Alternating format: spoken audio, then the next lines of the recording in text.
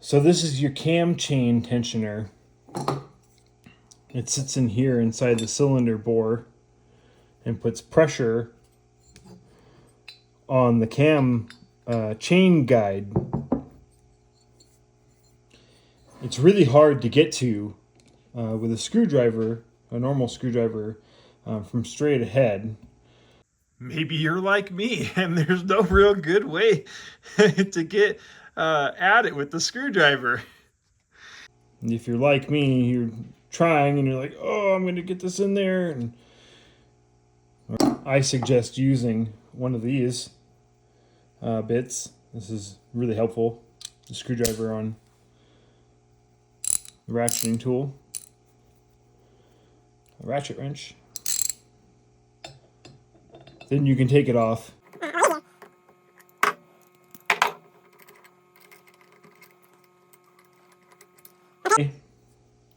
Now, once you have it off, you realize that didn't take it off. And so you look down into it as best as you can, and you see that there's a slot in there. And you go, well, try your screwdriver. If you have a small enough tip, most of them don't fit down in there because they're not long enough.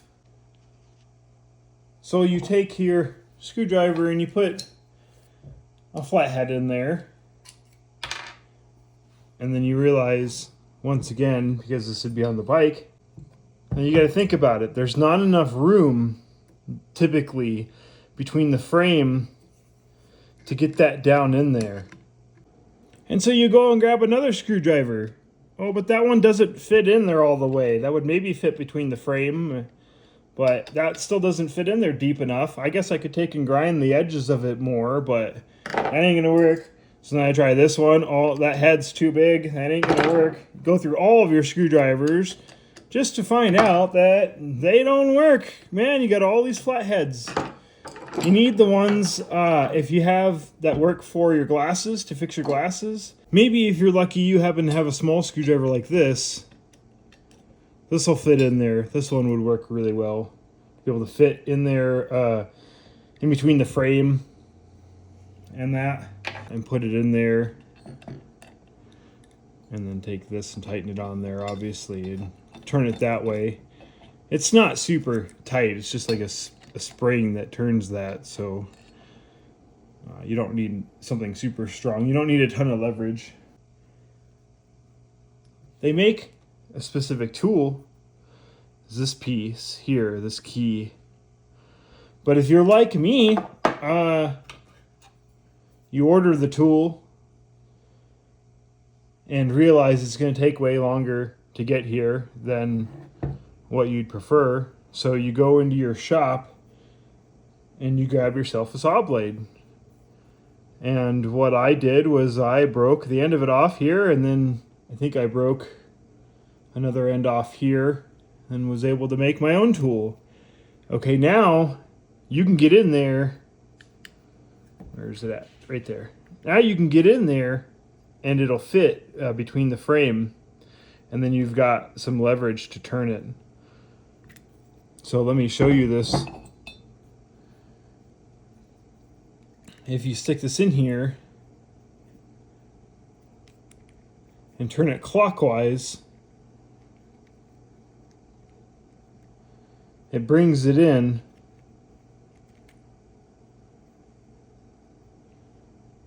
And then it'll stop. And if you leave it there,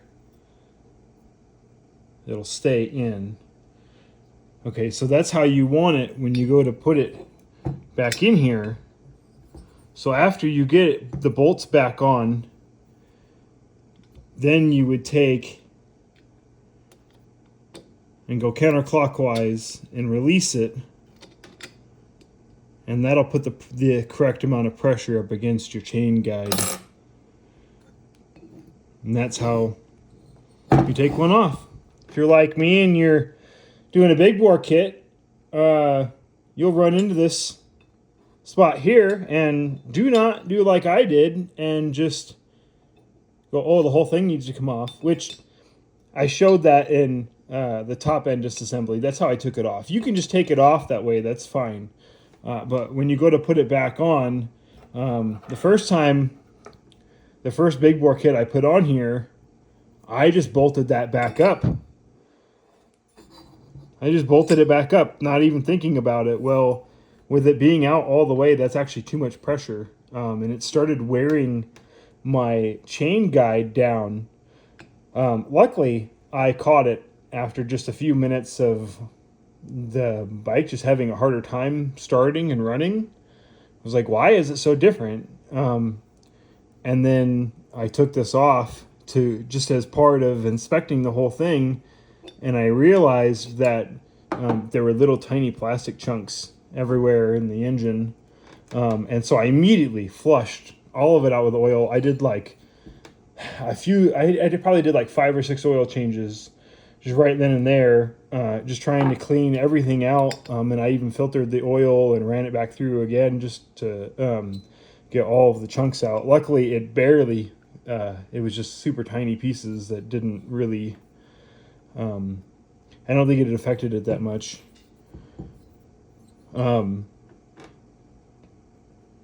So don't do like I did. Like I said, luckily I caught it in time and it didn't really wear out my cam guide all the way, so I didn't have to replace it. But I did order a new one, so I have that when I go to replace the crank with the plus 42 millimeter crank, the stroker crank. I'll take and I'll replace the cam chain guide and show you what damage it did to it, but it was minimal because I caught it right away. There were some pieces up on the top of the head, and I was able to just, like I said, flush all of that out of there, and it didn't appear to do any damage that I know of. So don't put that in there, otherwise it could damage your chain guide. I came very close to damaging mine. Luckily I caught it before it really did any damage. So yeah, when it goes in here, you got to make sure to have that adjusted right. And that's how you do your cam chain tensioner. So there's some ways to be able to do it. Pick whatever one works best for you. So you can put this back on there.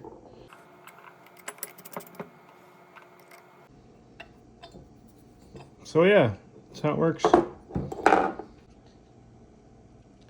Thanks everyone for watching and subscribing. Man, I've gained a ton of subscribers since the last video, and I really appreciate that. You're helping me get to my goal. Yeah, don't forget to sub and give it a like. Thank you for everybody who's shared the videos. This really helped the channel grow a lot, and I appreciate it. Stay tuned, and I'll have more, another update for the 300cc build soon. All right, everybody. Love you. Talk to you later. Bye.